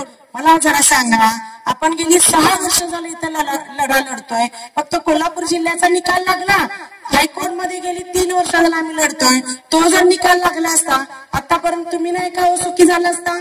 बंदी आली असती की नाही? चुकीच्या लोकांवरती काहीतरी आळा बसला असता की नाही? पण कसं आहे सांगा, महाराष्ट्र सरकार जरा लेट जागा होत आहे, ते पण आपण जागा लवकरच करू. हे हायकोर्ट मध्ये काय काय त्यांचा निकाल लागतो ते बघायचंय आपल्याला. त्या अनुषंगानं जर का काही कमी जास्त वाटलं तर आपण कर्नाटक सरकारनं दिलेला निकाल आहे त्या निकालाच्या अनुषंगानं आपण लवकरच फार मोठं आंदोलन परत एकदा आपण छेडणार आहोत. कारण आता जरंडे असेल, मणेराजुरी असेल, ऑलरेडी आम्ही झाड लावलेलं आहे. झाडाचं रूपांतर एक मोठ्या झाडामध्ये झालेलं आहे, त्याला फळं लागलेली आहेत. फळं खायच्या टाइमवर तुम्ही लोक आलेले आहेत, पण निश्चितच ते झाड जगवायचे, तुम्हाला त्याची फळं चाकायचे आणि तुम्ही ती फळं प्रत्येक घरोघरी जाऊन पोच करायचे. कारण का सांगा, जसं तुम्ही मायक्रोफायनान्स पोचवला तसं ते विष आहे, ते विष पुसून टाकायचं काम सुद्धा तुम्ही लोकांनीच करायचं आहे. चांगलं काय वाईट काय हे तुम्ही सुद्धा लोकांनी समजून सांगायचंय. प्रत्येक गावागावात प्रत्येक घराघरात दिव्यामधून पोहोचलंच असं नाही. पण बघा, सावित्रीबाई फुलेंना आज आपण इथं पोचतोय, बरोबर आहे की नाही? सावित्रीबाई फुले होत्या म्हणून आज मी आहे, तुम्ही आहे. तसंच कुणीतरी पुढे व्हायचंय म्हणून आज पुढे झालेलं आहे मी. आज तुमच्या गावात आलेलं मी तुम्हाला माहिती सांगितलेलं आहे. तसंच तुम्ही पुढल्या 4 महिलांना, 4 लोकांना, 4 गावामध्ये जाऊन तुम्ही त्यांना शाळा करा, हे मायक्रोफायनान्स बंद करा, शासकीय योजनेतून कर्ज घ्यायला चालू करा. आता ती दुसरी गोष्ट तुम्हाला तीही शंका दूर करतो की ज्या महिला आता तुम्हाला विरोध करतात त्या म्हटल्या पण असतील आता तुम्हाला कर्ज कुठून भेटणार, बरोबर आहे की नाही? तर त्याचेही उत्तर मी तुम्हाला देतो की एसबीआय सारखी bank, state bank of India सारखी बँक आपल्या पाठीशी आहे. आणि आता कोल्हापूर जिल्ह्यामध्ये 40 गटांना कर्ज वाटप, तुम्ही त्या कार्यक्रमाला सुद्धा आवर्जून यायचं आहे. कारण तुम्ही सांगायचंय की आम्ही छत्रपती शासन हे का निवडलंय. हे एक व्यासपीठ नसून हा एक परिवार आहे, लक्षात ठेवा. हा परिवार कशासाठी आहे? सर्वसामान्य लोकांच्यासाठी. इथं जातभेद नसून कोणीही मोठा व्यक्ती नाही, सगळे समान आहेत.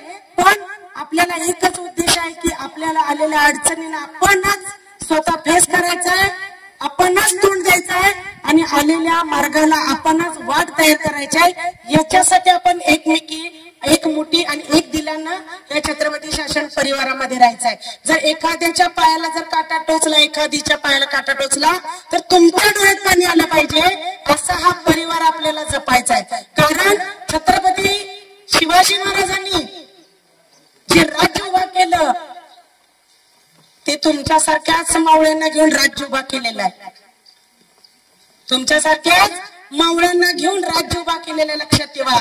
आणि तेच राज्य आपल्याला छत्रपती शासनाच्या माध्यमातून सर्वसामान्य कुटुंबाला जात भेद धर्म विसरून सगळ्यांना आपण एकत्रित आणायचंय, तिच्या अडचणीला आपण उभा राहायचंय.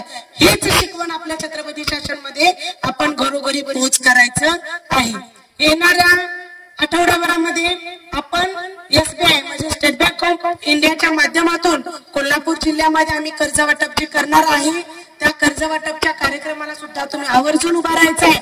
आणि तोच मेसेज ज्यांनी कोणी तुम्हाला प्रश्न केलाय की जर काही कर्ज थांबवलं तर तुम्ही कर्ज कुठून काढणार, तर त्यांना सांगा आपल्या भारतामध्ये सगळ्यात टॉपला असणाऱ्या बँकेचं कर्ज म्हणजे स्टेट बँक ऑफ इंडियाचं कर्ज छत्रपती शासन उपलब्ध करून देत आहे.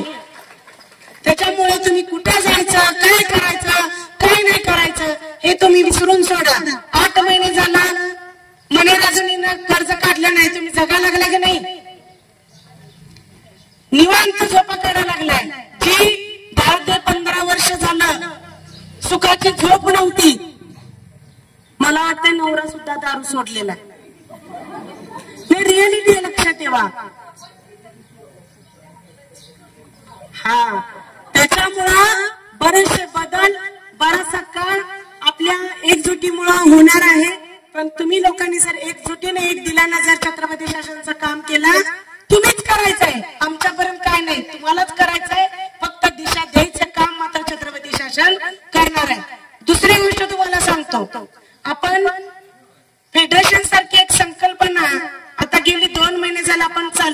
केले. आता विषय मुद्द्यावर त्याच येतोय की आता कर्ज कुठून काढायचे, बरोबर आहे की नाही? त्याला पण पर्याय पाहिजे. स्टेट बँक ऑफ इंडिया देते, पण प्रत्येक वेळी तेच दिलं असं नाही हो. एकदा तिथं काढलं की तुम्हाला ती वर्षभर भरत बसायचं आहे, पण वर्षभर तुम्हाला अडचणी येणारच आहेत की. त्याला पर्याय पाहिजे की नको? त्यासाठी आपण आमच्या भागामध्ये बघा, आम्ही ज्यावेळी 2022 ला आम्ही आंदोलन केलं, आमच्या इथं कलेक्टर देसाई साहेब होते. आमच्या कलेक्टरांनी मला स्वतः प्रश्न टाकला होता, तरी 10,000 महिला रस्त्यावर घेऊन उभारलाय, 10,000 महिलांचं तुम्ही संघटन करताय, इतकं मोठं नेतृत्व तुमच्या हाताखाली आहे, तुम्ही करू शकता, तर या महिलांच्यासाठी एखादी बँक किंवा पतसंस्था का उभी करू शकत नाही? तर आमच्या वेळेस, आमच्या काळात आमच्या कलेक्टर साहेबांनी आम्हाला एक पतसंस्था स्थापन करून दिली, छत्रपती शासन महिला क्रेडिट कोऑपरेटिव्ह सोसायटी, ज्याच्यामध्ये आता तुम्ही सभासद झालेले आहात. तर आम्ही तिला सुद्धा एक पर्याय केलेला आहे. काय केलेला आहे? आता तुम्हाला सांगली जिल्ह्यामध्ये ते कर्ज देता येत नाही, बरोबर आहे की नाही? आमची पतसंस्था ही फक्त कोल्हापूर जिल्ह्याच्या मर्यादित आहे. मग सांगली जिल्ह्यासाठी काय करायचं, कर्नाटकवाल्यांच्यासाठी काय करायचं? तर यांच्यासाठी आपण एक फेडरेशनचा दुवा चालू केलेला आहे. तुम्ही त्या माध्यमातून आपल्याला आपल्या इथून तुम्हाला कर्ज उपलब्ध केलं जाणार आहे. त्याच्यासाठी तुम्ही आठवड्याला 200 रुपयाची बचत करायची आहे. तुमच्यातलाच एक अध्यक्ष करायचा आहे, 10 महिलांचा बचत गट तयार करायचा आहे आणि त्यांची बचत, त्यांचं खातं आपल्या संस्थेत काढायचं आहे आणि तिथून तुम्हाला रोटेशन फिरलं जाणार आहे. सुरुवातीचं कर्ज तुम्हाला कमी स्वरूपात दिलं जाणार, तुम्ही कसं फेडताय ते बघायचं, नंतर मोठं कर्ज दिलं जाणार. पण पर्याय नंबर 2, इथं कर्ज दिलं जाणार आहे, मायक्रो फायनान्सची कर्ज तुम्ही घेतला, तुम्हाला त्याची व्याज किती आली परत रिटर्न? बचत तुम्ही भरला, किती आले रिटर्न? 50-100 रुपये काय बचत भरला असेल का नाही? कुठल्या फायनान्सला भरलाय?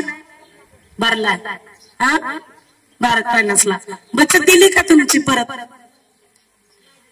नाही दिली. किती रुपये भरत होता? 100 रुपये आठवड्याला.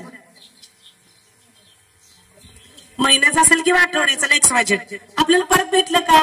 नाही. इथं मात्र आपणच स्वतः एकत्रित यायचं, 200 रुपयाचे तुम्ही बचत करायचे, त्या माध्यमातून आपल्या, आता या सांगली जिल्ह्याचा जर विचार केला तर आपल्या 38 शाखा, ही 38वी शाखा होती, म्हणजे जरंदेची शाखा क्रमांक 38 होते छत्रपती शासनची. तसंच आपण कर्नाटक 22 शाखा होतात. ह्या सगळ्या शाखांचे एकत्रित पैसे करून ज्यांना आपण अडचण येते त्यांना ते पैसे फिरवायचे आहेत.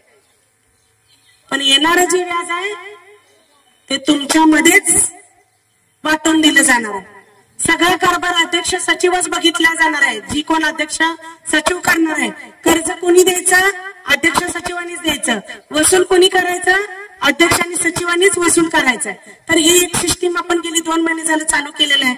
मला वाटतं गेल्या गुरुवारपासून 3 आठवडे झाले ना, 3 आठवडे, हा 4था आठवडा आहे, म्हणजे मनेराजचा हा 4था आठवडा आहे. तर निश्चितच जरंदी हे गाव पण तुम्ही सामील व्हा, कारण आपल्याला काय गरजा लागणार, किरकोळ तरी आपल्या अडचणी असतात, त्या या माध्यमातून सुटतील. इव्हन मी तुम्हाला सांगतो, आपण याच्यावरतीच न राहता जेवढ्या काही शासकीय योजना आपल्यासाठी केलेल्या आहेत त्याच्यासाठी तुम्हाला कुठेही पैसा द्यायची गरज नाही. आता जर तुम्ही एखादी योजना, एखादी स्कीम आली, आपल्यापर्यंत पोहोचत नाही, आणि जी काही एखादी स्कीम तुमच्यापर्यंत पोहोचलीच तर त्याला 4,000 द्या, 5,000 द्या, 3,000 द्या, मग करून देतो, कुठला तर एजंट येतोय, तुम्हाला भूल घालतोय आणि तुम्ही ते करताय. ते न करता तुम्हाला काय करायचंय, एखादा कॅम्प लावायचा. मनेराजुरीच्या मध्ये नांदरे असेल, तुमचं गाव असेल, हे 3 गावं तुम्हाला आता जवळ पडतात, तर मनेराजुरीमध्ये सेंटर करायचं आणि त्या सेंट्रलाइज मध्ये कुणाचं पॅन कार्ड काढायचं असेल, आधार कार्ड काढायचं असेल, रेशन कार्ड काढायचं असेल, बरोबर आहे की नाही, किंवा शासकीय योजना PMEGP असेल, CMEGP असेल, अनेक योजना आहेत. श्रावण बाळाचे पेन्शन योजना असतील, ज्या काही योजना आहेत तुमच्या, विधवा पेन्शन योजना, या ज्या काही योजना आहेत त्या आपल्या माध्यमातून आपण तो फॉर्म भरायचा आहे. मी फक्त तुम्हाला माहिती सांगणार, त्या अधिकाऱ्यांना जाऊन तुम्ही स्वतः जाऊन भेटायचंय, हे तुम्ही जाऊन देऊन यायचंय. आणि जर का तिथं काय अडचण आली तर आम्ही स्वतः तिथं पोहोचतो, पण तुम्हाला कुणालाही 1 रुपये द्यायची गरज. आलं लक्षात? तर त्यामुळं आपल्या या छत्रपती शासन परिवारामध्ये अनेक गोष्टी तुम्हाला चांगल्या आहेत. दुसरी गोष्ट सांगतो, आपण लवकरच कन्यादान योजना चालू करणार आहे मुलींच्यासाठी. म्हणजे आता तुमच्या मुली लग्नाला आलेल्या आहेत, एकदमच तुम्हाला सोनं घ्यायला जमत नाही, बरोबर आहे की नाही, भांडकुंड एकदम जमत नाही, तर त्यासाठी आपण एक कन्यादान योजना चालू केलेली आहे. ती योजना आपण ही कर्ज वाटणार आहे, त्या दिवशी ती योजना डायरेक्ट स्प्रेड करणार आहे, कशी आहे काय आहे त्याच्यामध्ये आपण काय काय हे काय. फक्त जे आपले महिला सभासद आहेत छत्रपती शासनचे, जे फेडरेशनचे सभासद आहेत, त्याच लोकांना ते लागू आपण कन्यादान योजना करायची. आपल्या जर मुली असतील, 1 असू द्या, 2 असू द्या, 3 असू द्या, त्या मुलींच्यासाठी ती योजना असणार आहे. मग ती आपल्या संस्थेकडून काही त्यांच्यासाठी आम्ही करणार आहे. तुम्ही स्वतः काहीतरी करायचंय, ती कशा पद्धतीने करायचंय तर त्या दिवशी ती योजना आपण लॉन्च करणार आहे, तर त्या दिवशी त्याची माहिती दिली जाईल.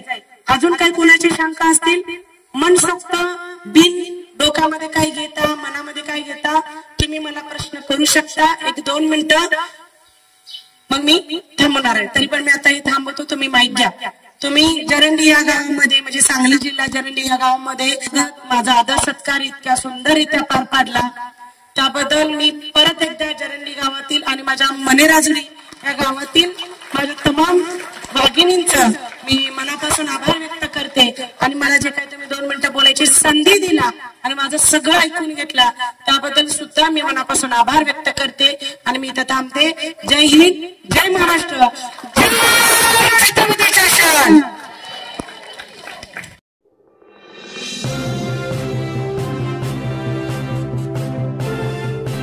HM घाटमाता 9.